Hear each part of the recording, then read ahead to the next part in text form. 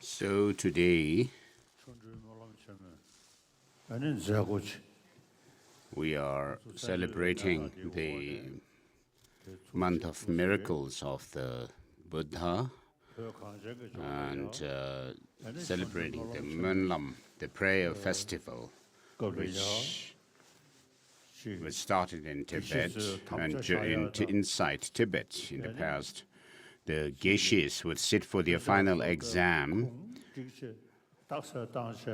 and then the other students of the great monastic centers of learning would debate with those candidates for Geshe Harampa. Though I have not studied that much like those geishis, but I have done quite an extensive study, and I sat for that final exam in Lhasa during the Mönlam festival. And around that time, I had a strange dream. There was Buddha in the center, and I was somewhere down below.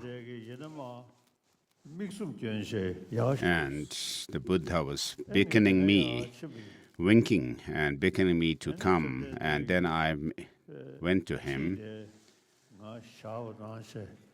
and I went to the Buddha, and he was very pleased with me. I had a very strong feeling.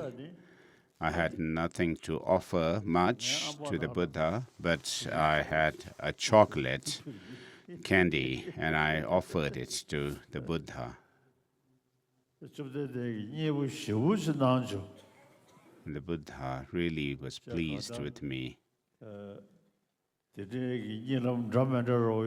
And I had such dreams like that, and different dreams like that. And what that shows or indicates is that I am a sincere student and disciple of the Buddha. If I may be audacious, I am someone who has purposely taken rebirth, and a follower of the Buddha who has taken rebirth purposely.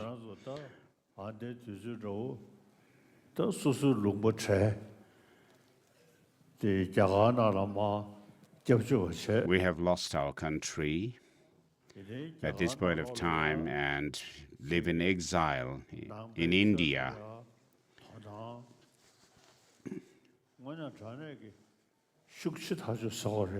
Where there is great interest in the teaching of the Buddha, and in the whole entire world as well, there is great interest in Buddhism in general, and particularly the Buddhist psychology and science. There is great interest from the modern scientists. I'm sometimes being double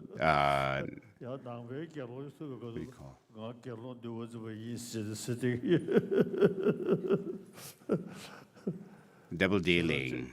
When I meet with scientists, I say I'm a scientist, whereas when I meet with Buddhist monks, I say I'm a Buddhist. So, of course, Lord Avalokiteshvara is said to have 1,000 eyes. Though I do not have that many eyes, I do serve the teaching of the Buddha and sentient beings to the best of my ability, and I have been able to serve very well so far. And there's indication from my dreams that I might live to be 110 or so. I'm someone who was born in Dome, Amdo region, northeastern part of Tibet, and was installed on the throne of the Dalai Lamas.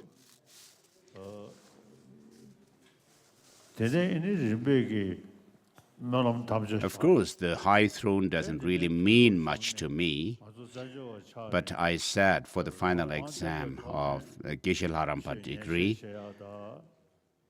and then I came into exile, and I've been able to serve.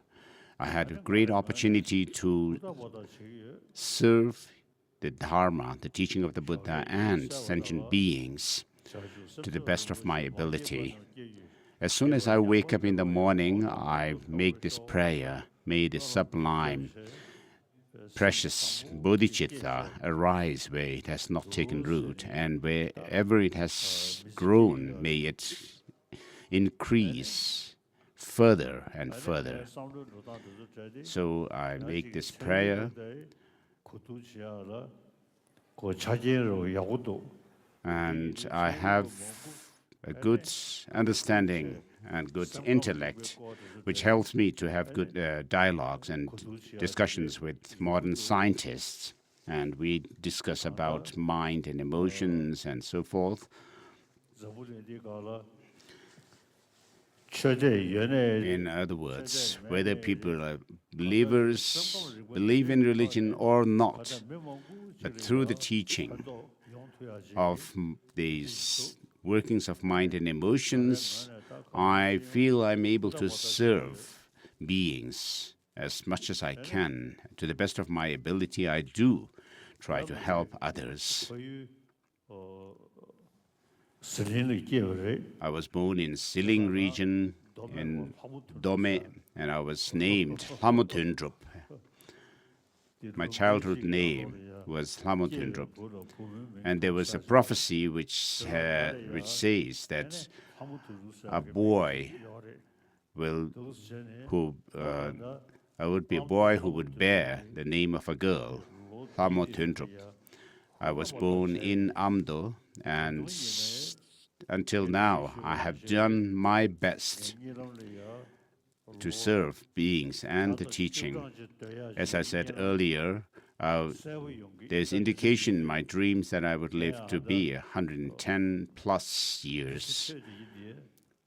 And my remaining life, I'm determined to use it to serve the Dharma and beings to the best of my ability.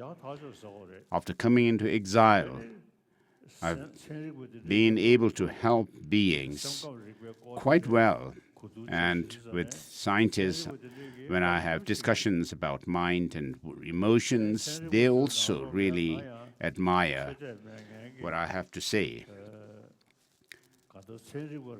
And amongst the scientists, when I meet with scientists, I have discussions which is compatible to their temperament. So this time I am going to, as it's the tradition during the Mönlam festival in Lhasa, as the tradition has it, there is this custom of reading the Jataka tales, the birth stories of the Buddha in his previous lives. So now we are at the fifth section, Suparaga. When one dwells in the Dharma, the truth is enough to dispel destruction. What more could one say of the good that comes from observing the Dharma? Thus, one should follow the teachings. During one of his many lifetimes, the Bodhisattva, a very wise ship captain. Great beings, because of their innate acuity and clarity of mind, invariably surpass any other great men in the world, in whatever art or science they undertake.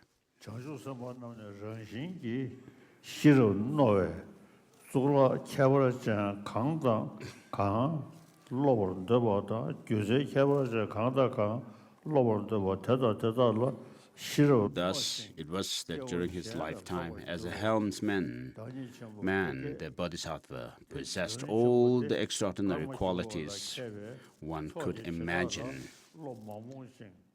Knowing the course of celestial bodies, he always knew his exact location and was therefore never lost. Knowing all the different types of prognostication, he was always in tune with the shifting pattern of events and therefore knew whatever was timely or untimely. By observing the color of the waters, the composition of the shore, the shape of the rocks, the species of birds, fish, and other creatures, he could easily place himself in any sea.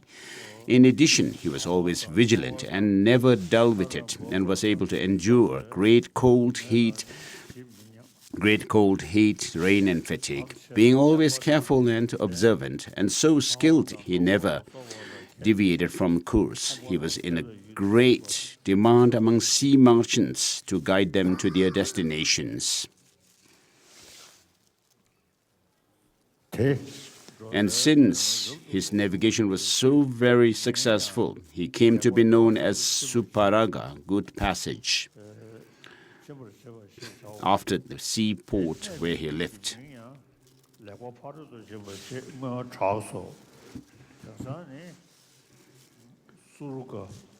Even when he had reached old age, he was known to be a lucky and fortunate being. Sea traders anxious for safe passage would beseech him in the most respectful terms to captain their ships. Thus, one day, the merchant from Bharukachena,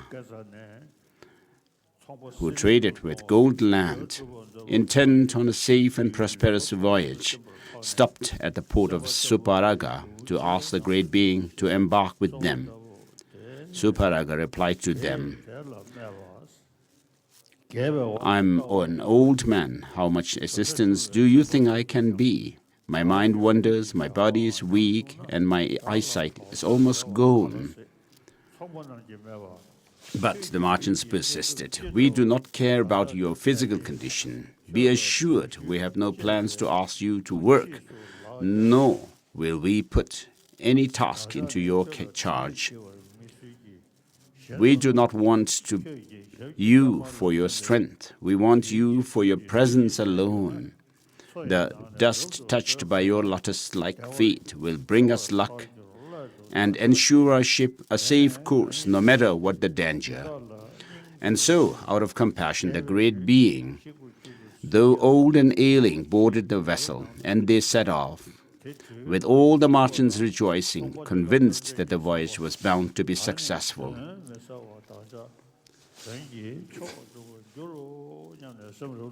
Soon the ship lost sight of shore and found itself in the realm of sea serpents, that part of the great ocean haunted by strange fish, a sea which churned with surging waves, buffeted by the whims of the screaming and crying wind. Precious stones lay in the hidden depths where Nagas lived. On the surface, garlands of white foam glistened against a billowing sea of the most brilliant blue, shining with metallic luster, as if it were the sky melted by the glowing heat of the sun's beams. The shore had long since disappeared. They had entered the open sea. Near dusk, as the sun's rays began to lose their strength, without warning, a fearful omen manifested. A great gale arose, lashing the waters forcefully, covering the surface with white foam from the billowing waves and disturbing the sea to its very depths. Shaken by the hurricane wind, the water rolled higher and higher as the winds rose, until the ocean assumed the dreadful appearance of mountains trembling before the apocalypse, like many-headed, hissing serpents obscuring the sun. Bluish-black clouds swirled their tongues of lightning. crackling with with a terrible thunder. As the sun set, the darkness took command, growing solid and dense, enveloping everything. Attacked by sharp darts of pouring rain, the sea arose in a fury, and the poor ship trembled as if in fear, frightening its occupants to their very core. Each behaved according to his inherent qualities. Some overcame, stood speechless with terror. Some acted with courage, busily attempting to avert the danger, and some were deep in prayer.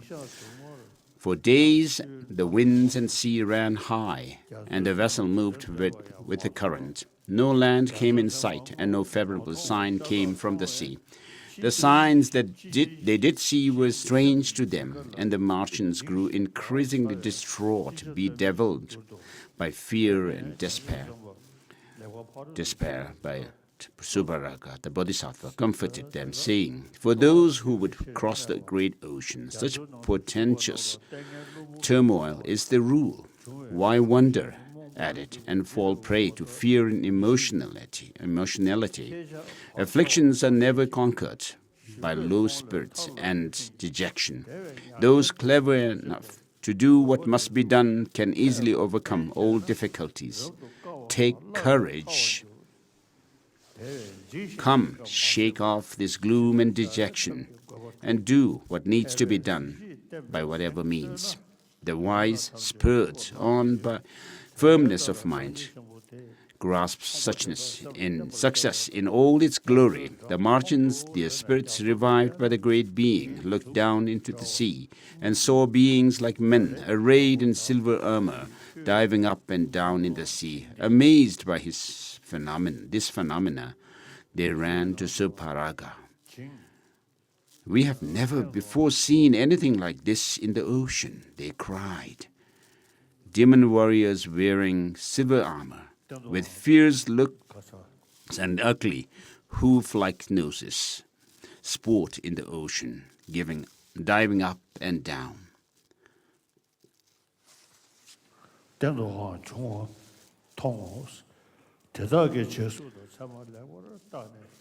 Subharaga replied, "There is no need to fear.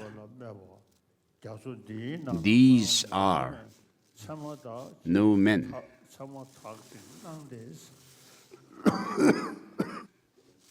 So these are no demons, but fish."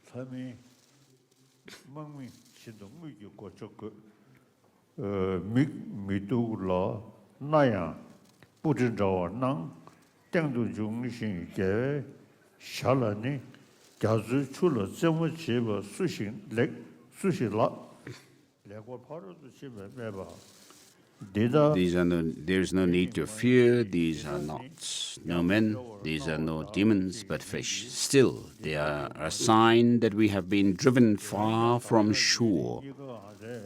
This is the sea of hoof garlands. You must try to turn back.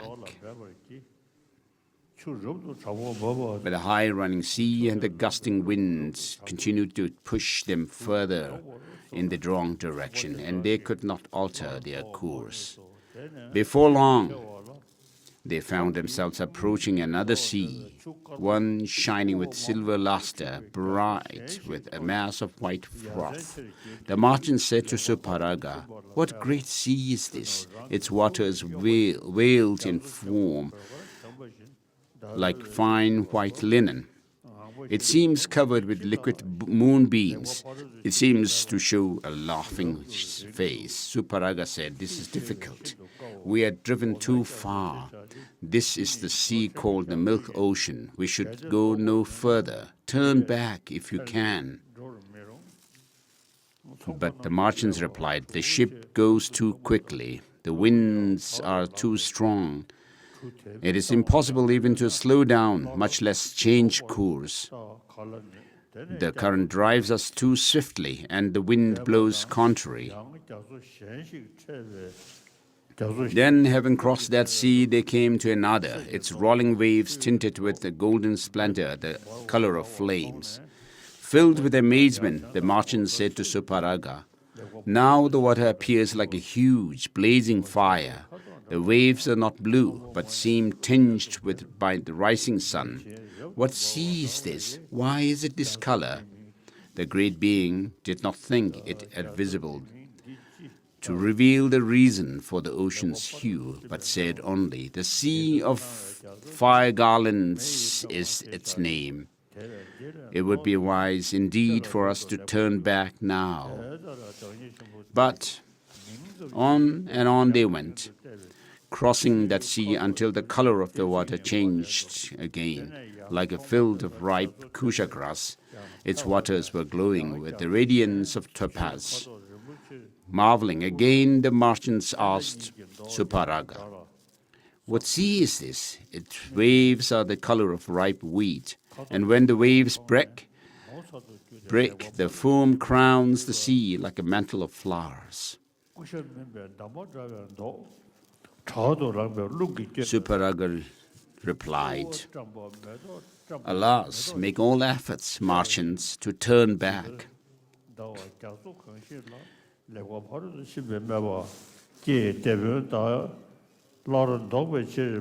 It is not wise to go further. This is the sea of grass. Its currents, like an elephant not heeding the goad, are difficult to master, and nothing good will come of it." But they were unable to turn the ship, no matter how hard they struggled.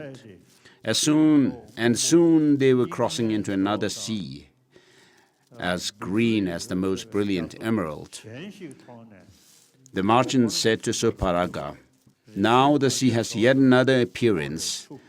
Its waters are the color of emeralds or aquamarine, and they shine like a beautiful meadow. The foam is as lovely as water lilies. What sea is this?" Hearing this, the great being heaved a long and deep sigh, his heart aching with knowledge of the calamity that was imminent. In a low voice he spoke, "We have gone too far. From here it will be hard to return. This is the sea of reeds at the end of the world." When they heard these words, the poor merchants were plunged into despair. Minds lethargic, limbs without power, they sat in dull apathy and did nothing but sigh. After crossing that sea, in the afternoon near twilight, when the sun seemed to be setting into the ocean, a fearsome and tremendous noise arose. The ear-splitting sound struck fear into their hearts. It sounded like the sea rising in anger, like bamboo groves crackling with fire, like thunderclaps. Jumping from their seats, they all stared in horror as they saw before them the immense mass of water falling down, as if into some enormous chasm. In utter terror, they ran to Suparaga, saying, "We hear a distant noise which is so loud it pierces our ears and strikes terror in our hearts. It is as if the Lord of the sea were angry, as if the entire ocean were falling into an awful abyss. What sea is this? What can be done?" The great being, alarmed, cried out, "Alas, alas, you have come to the dreadful place from which no one returns, the mare's mouth, the mouth of the Lord of Death." The Mara's mouth, the mouth of the Lord of Death. At this, the poor merchants were stunned by the fear of death. Realizing that all hope of life was lost, some wept, others moaned and cried aloud. Some were unable to move. Still others seemed out of their minds with fear.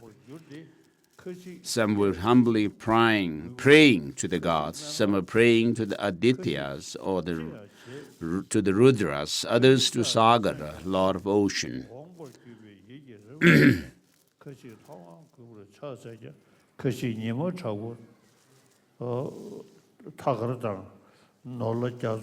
Others were muttering mantras, and still others were bowing down to Devi, goddesses. Some again went to Suparaga and said, "You who have the ability to help all beings, who have so often relieved those in distress, now is the time to use your power for action."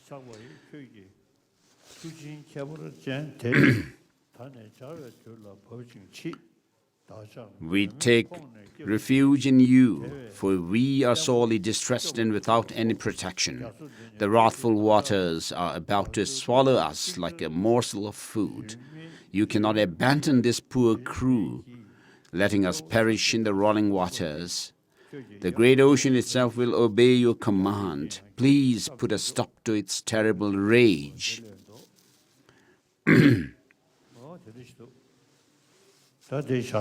So I'll stop here. Please put a stop to its terrible rage.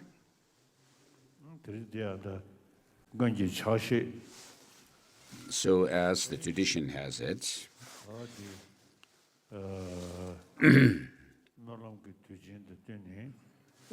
during this Molam prayer festival, we read the Jataka tales